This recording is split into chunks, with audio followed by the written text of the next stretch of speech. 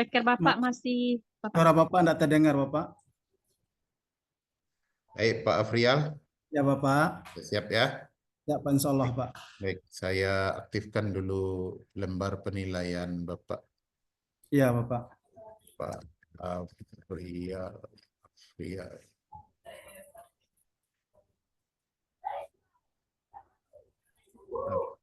Afrial.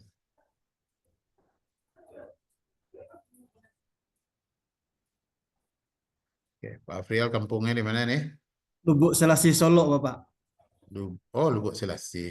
Iya, Pak. Oke, udah masuk ke dalam. Nggak, tapi jalan, Bapak. Tapi jalan dekat Lubuk Selasi itu. Ah, ya, Simpang 3 Lubuk Selasi itu, Pak. Oh, iya. Oke. Oke, baik Pak ya. Kita mulai Ya, ujian Pak. kita. Ya. Bismillahirrahmanirrahim. Assalamualaikum warahmatullahi wabarakatuh. Waalaikumsalam warahmatullahi wabarakatuh. Oke, baik. Tadi kami sudah melaksanakan ujian dengan Pak Abrar, sekarang dengan Pak Afrial. Pak Afrial sudah baca segala sesuatu yang berhubungan dengan ujian ini.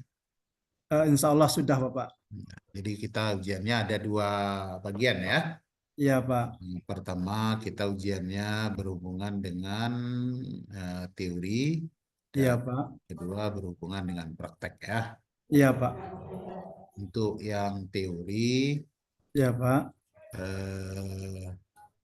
berkenaan dengan apa yang sudah kita pelajari dalam pendalaman materi sebelum ini ya. Iya, Bapak. Nah, apa yang sudah kita buat di dalam lokakarya kemarin tentunya sudah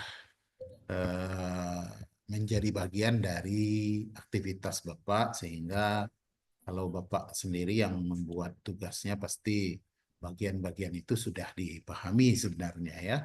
Ya, Insya Allah, Pak. Baik. Pertanyaan pertama saya, karena dia teori, tentunya saya tanyakan dulu teori ya. Iya, Pak. Bentar.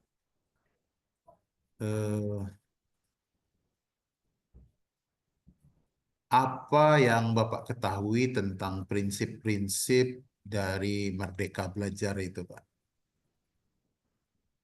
Ya, Pak. Yang saya ketahui tentang prinsip-prinsip Merdeka Mengajar itu adalah yang mana perbedaan yang mendasar dari kurikulum 2013 adalah pada Merdeka Mengajar ini kegiatan belajar, proses belajar mengajar sepenuhnya terpusat kepada peserta didik. Artinya adalah Itu perbedaan, Pak. Jangan perbedaan, Bapak ya, Pak. baca. Sekarang hindari perbedaan. Saya tidak menanyakan perbedaan. Saya menanyakan prinsip-prinsip yang ada dalam Merdeka Belajar itu, Pak. Iya, Pak. Ya, Pak. Baik, Pak. Ya, prinsip-prinsipnya adalah lebih mengutamakan proses pembelajaran terpusat kepada peserta didik, Bapak. Satu aja. Satu prinsipnya cuma. Eh,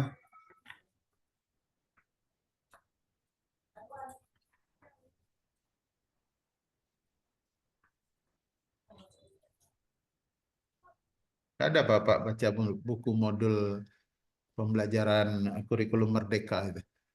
ada, Pak. Ada, Pak. Di dalam modul itu kan, kalau nggak salah modul ketiga itu ya, modul ketiga di teori belajar itu.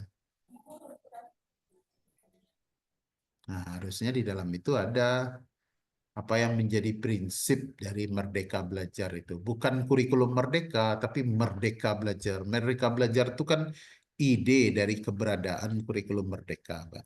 Iya, Pak. Jadi prinsip Merdeka Belajarnya, bukan prinsip kurikulum Merdekanya, Pak. Iya, Kalau Pak. prinsip dari kurikulum Merdeka itu fleksibel, Iya, Pak. ya fleksibel, apalagi menyeluruh, Iya, Pak. berkesinambungan, itu prinsipnya. Tapi Iya, Pak. prinsip Merdeka Belajar yang saya tanya, Pak. Ya, ya ada di antaranya prinsipnya yaitu behavioristik itu ya, Pak ya. Oh, itu teori belajar. Itu teori belajar itu, Pak. Itu teori belajar, Pak.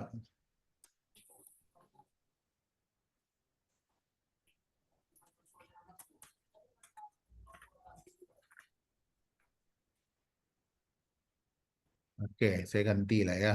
Sepertinya nggak dapat, ini saya ganti. Coba Bapak sampaikan ke saya apa perbedaan masing-masing dari modul ajar kita kan ada 4 kan Pak?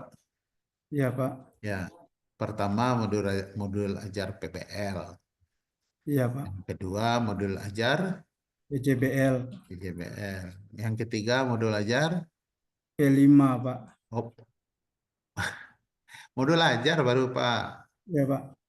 Oh, modul modul ajar atau di K1 ini hanya itu. Saya nggak tahu juga.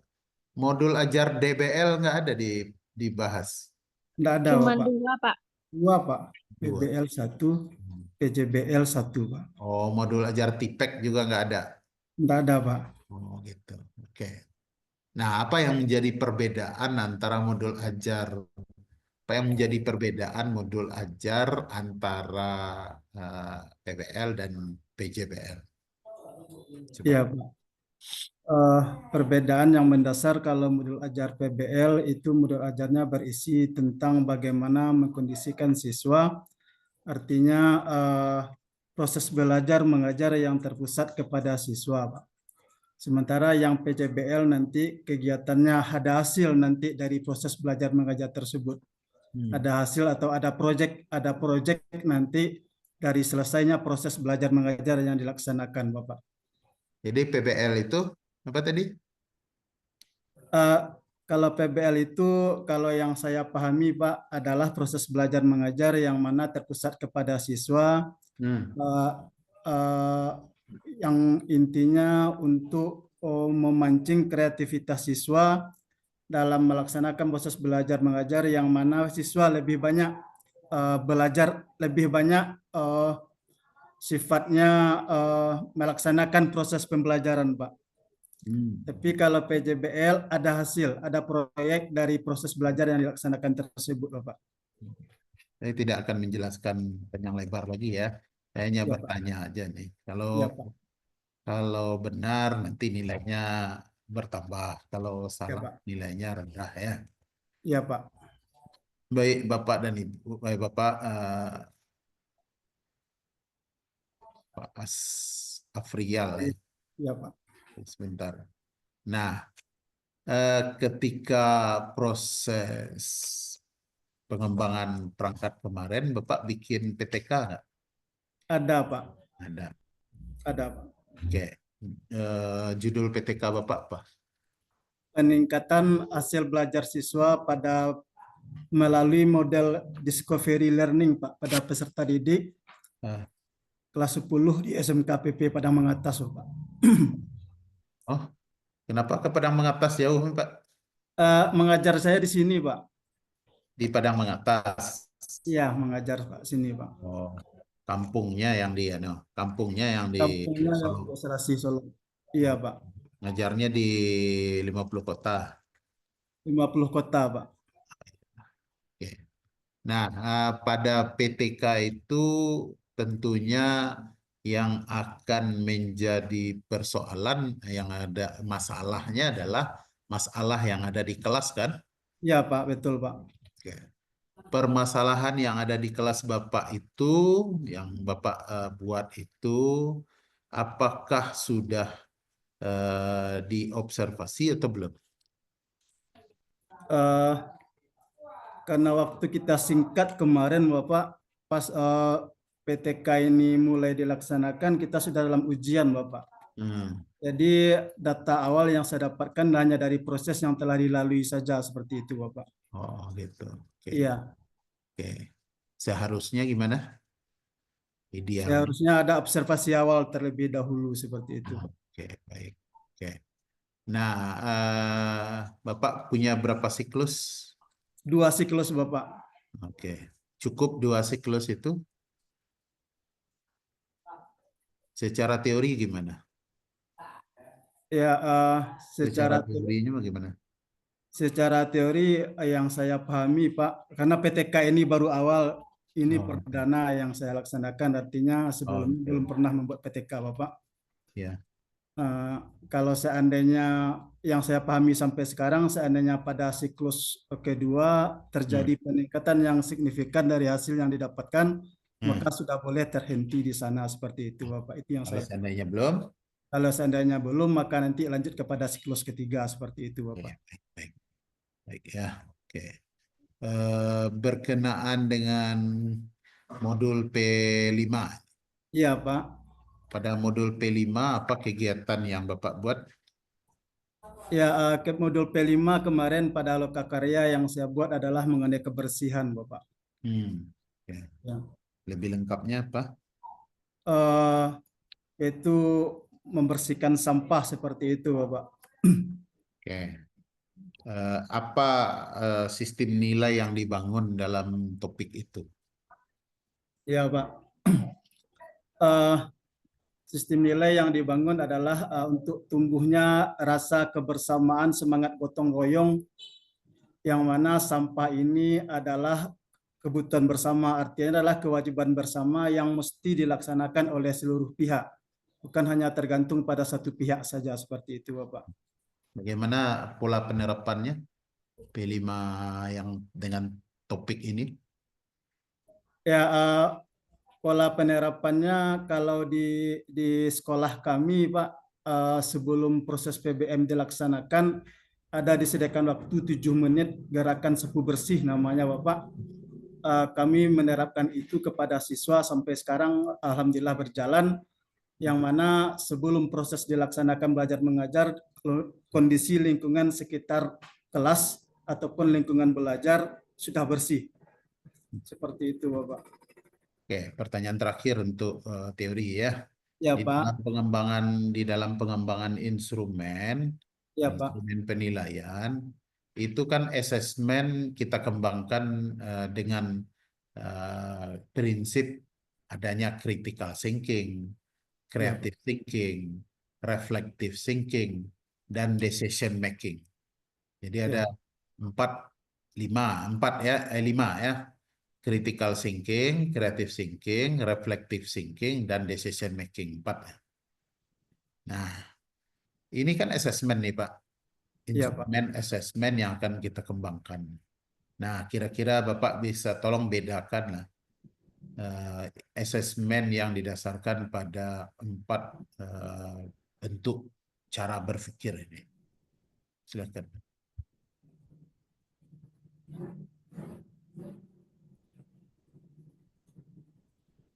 Bagaimana bentuk asesmen yang dibangun dengan menggunakan 4 gaya berpikir ini?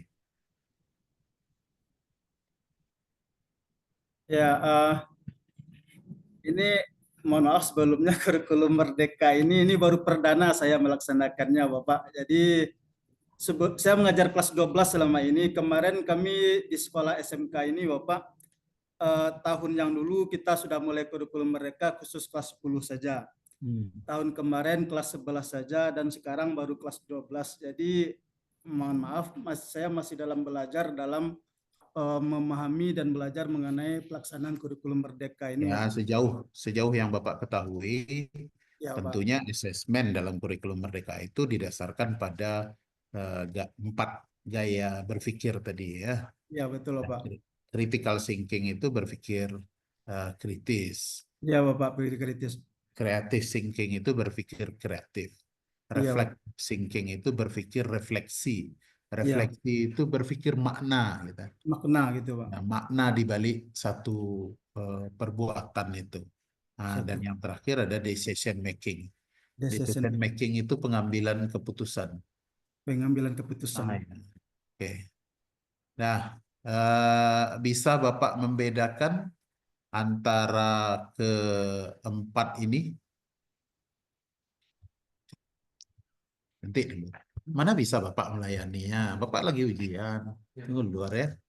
Tunggu sebentar lagi. Oke. Bisa Bapak bedakan? Ya, asesmen critical thinking ini yang berprinsip kepada yang membangun kreativitas siswa seperti itu, Pak. Artinya adalah guru menilai kreativitas siswa dalam kegiatan proses belajar mengajar yang dilaksanakan, Pak. Sementara refleksi ini dilaksanakan setelah proses selesai, guru melihat, disinilah dilakukan refleksi tadi, Pak. Terus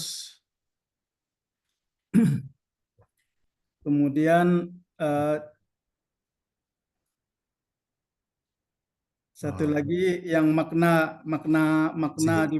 masih bingung Bapak nih ya dalam asesmennya ya. Ya betul Pak, betul Pak. Oke lah, baik.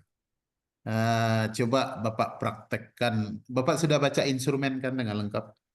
Sudah insya Allah Pak, malam. Instrumen praktikum udah Bapak lihat kan? Ada semalam Bapak. Oke, coba Bapak praktekkan mengajar dengan singkat 15 menit ke depan nih. Iya Bapak. Dengan menampilkan seluruh aspek-aspek yang akan dinilai ini. Coba. Iya.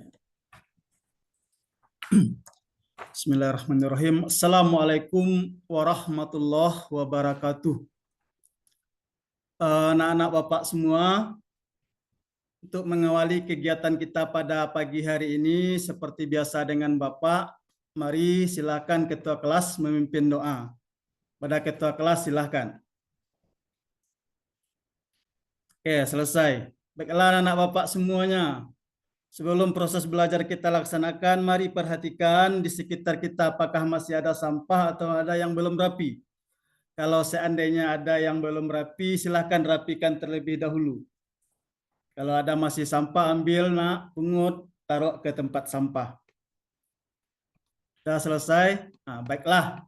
Kegiatan awal hari ini Bapak awali dengan mengambil absen. Ada hadiran Anda semuanya? Ada yang tidak hadir? Hadir semuanya ya, Alhamdulillah.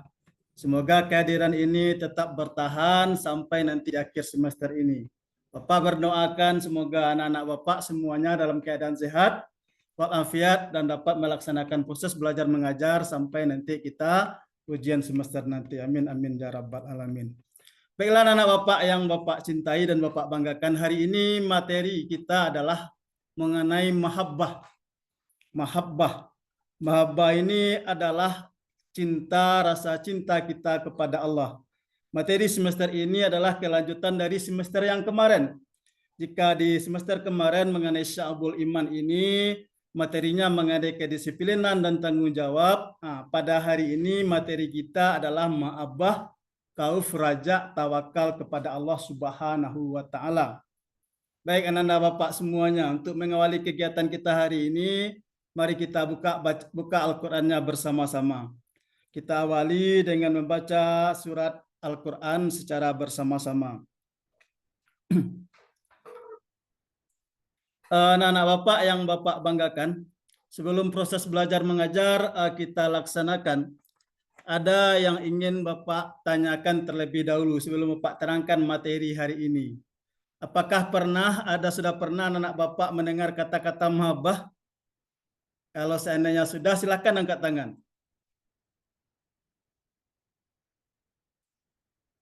Ya, ada 1, 2, 3, 4, 5, 6, 7, 8 orang. Ya, silakan turunkan tangan. Baiklah anak Bapak sekalian. Coba yang Ananda Fadil jelaskan apa yang kamu pahami tentang mahabbah, nak? Ya, terima kasih banyak atas penjelasannya. Silakan Santi jelaskan apa yang Ananda pahami tentang mahabbah. Ya, terima kasih banyak atas penjelasannya. Baiklah anak Bapak yang Bapak banggakan, dari sini Bapak sudah dapatkan data awal, sudah ada sebagian dari anak-anak Bapak yang tahu, yang paham dengan makna mahabbah kepada Allah, mencintai Allah. Anak-anak Bapak yang Bapak banggakan, ya silakan lihat ke papan tulis. Bapak telah siapkan media, video, dan PPT kita, materi kita pada hari ini secara ringkas. Insya Allah ini akan mudah dipahami item per itemnya. Artinya adalah masing-masing poinnya insya Allah akan mudah dipahami. Silakan lihat ke papan tulis semuanya. Di sini anak Bapak ada 3 tujuan pembelajaran yang akan kita capai pada pertemuan pada hari ini. Yang pertama yaitu menjelaskan bagaimana pengertian dari mahabbah, khauf, raja, dan tawakal kepada Allah. Dan poin yang kedua menjelaskan tentang hakikat dari mahabbah itu sendiri, khauf, raja, dan tawakal kepada Allah. dan menjelaskan. Dan yang ketiga adalah dapat menganalisis makna iman kepada Allah yang berkenaan dengan mahabbah, khauf, dan raja. Anak-anak Bapak yang Bapak banggakan, kita lihat dari poin yang pertama, mahabbah, mencintai Allah. Dalam kehidupan kita sehari-hari, kita selaku umat manusia, umat Islam, Allah telah perintahkan kita dalam surat Az-Zariyat ayat 59, apa firman Allah? Bismillahirrahmanirrahim. Wa ma khalaqtul jinna wal insa illa liya'budun. Artinya adalah tidaklah aku ciptakan jin dan manusia semata-mata hanya menyembah kepada Allah. Ini perintah Allah. Artinya apa anak-anak Bapak? Dalam hidup dan kehidupan kita, yang jadi prioritas kita adalah Allah. Tidak ada lagi selain Allah. Apapun yang ada pada kita saat sekarang ini, apapun yang kita makan itu akan jadi busuk. Apapun yang kita pakai semuanya akan menjadi lapuk anak-anak Bapak. Tapi satu yang pasti adalah bagaimana Allah di atas segala-galanya. Dalam surat Al-Baqarah anak-anak Bapak yang Bapak banggakan, dalam ayat 20, Allah juga berfirman, Bismillahirrahmanirrahim, Ya ayyuhan nasu abudu rabbakumul lazi khalaqakum wallazina min qablikum la'allakum tattaqun. Artinya adalah, wahai manusia, sesungguhnya kau telah diciptakan oleh Allah dan orang-orang terdahulu sebelum kamu. Di ujung ayat apa kata Allah? La'allakum tattaqun. Mudah-mudahan kamu bertakwa.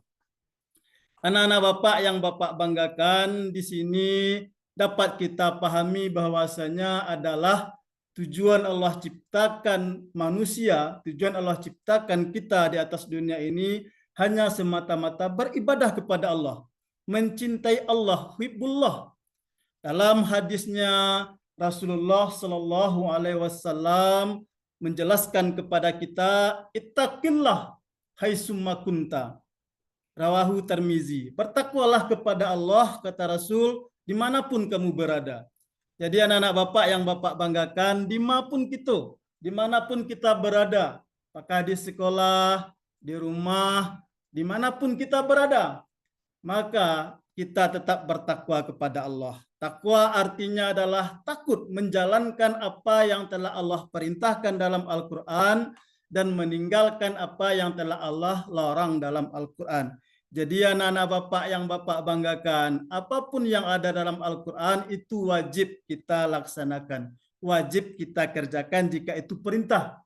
Dan apapun dalam Al-Quran jika itu larangan, maka tidak boleh kita laksanakan. Jangan pernah mencoba-coba melaksanakan apa yang telah Allah larang, apa yang telah Allah tidak boleh kita melaksanakan, kata jangan melaksanakannya. Sehingga kita di ujung kehidupan kita nanti dikatakan orang yang muttaqin, orang yang bertakwa kepada Allah Subhanahu wa taala. Nah, anak Bapak yang Bapak banggakan, banyak sekarang kehidupan orang, kehidupan di sekitar kita yang mana jauh dari norma-norma agama. Tidak taat kepada orang tua, membuat kerusakan di atas dunia, melaksanakan maksiat dan segala macam. Masih banyak lagi hal-hal larangan yang masih dikerjakan oleh orang-orang di sekitar kita. Maka anak-anak Bapak, kita yang paham, kita yang mengerti, kita yang belajar ilmu agama, di sini makanya di SMK PP Padang Mengatas ini, Ananda dididik, Ananda diberikan pengetahuan agama, Ananda diberikan pendidikan agama, tujuannya adalah untuk membentengi diri kita, yang mana orang yang handal dalam peternakan dan yang mempunyai akhlakul karimah itu tujuannya. Walaupun basic sekolah kita ini SMK PP namanya Pertanian Pembangunan yang latar belakangnya adalah peternakan, namun di sini nanti tujuan akhir dari sekolah ini adalah orang yang ahli dalam bidang peternakan dan mempunyai akhlakul karimah. Elok perbuatannya di mata manusia, elok di mata Allah. Iya Pak. Ya, tutup. Ya.